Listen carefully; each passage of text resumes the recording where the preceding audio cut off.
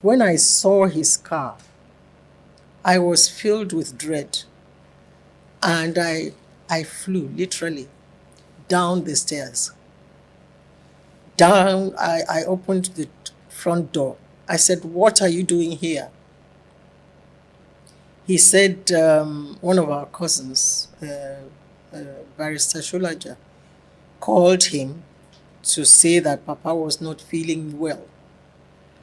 And I said, "So if Papa isn't feeling well, why are you here? Have you called his doctor? Um, what exactly are you doing here?" He said, "Well, I think we should go and see him."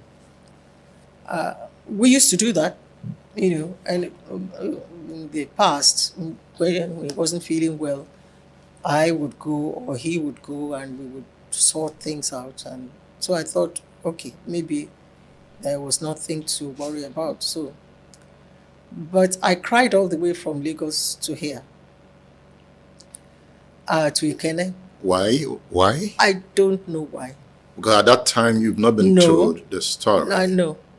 And but yet you cried all the way to Ikene.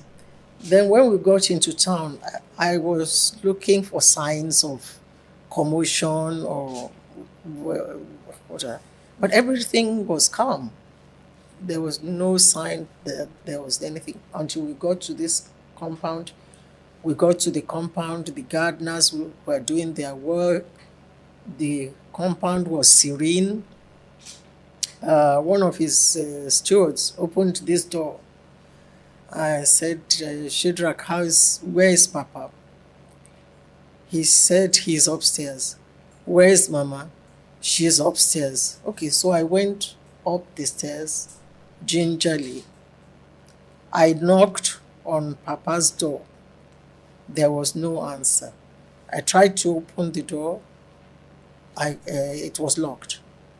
So I tried to open Mama's door. That was locked too.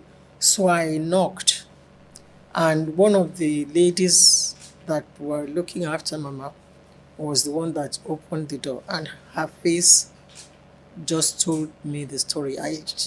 Nobody needed to say anything, and there was a blackout. I think, for me, there was a complete blackout. I don't know what happened for the next few minutes. And then when I came, my Mama said, "Well, this is what happened. That Papa had woken up in the morning, but he locked the door to go to the bathroom and all of that. And but that after a few minutes, she thought he should have come out of the bathroom.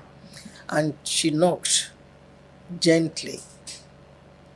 No answer. Knocked loudly. No answer. Then she called his driver of 40, 50 years. Went to call him. And they took a big stick. And at that point, they knew that there was something seriously wrong. So she told me all of that. And so I said I wanted to see him. So they opened the connecting door between Mama's room and his room, and I simply fell on his body. I just fell on his body and lay there, and they had to pull me off.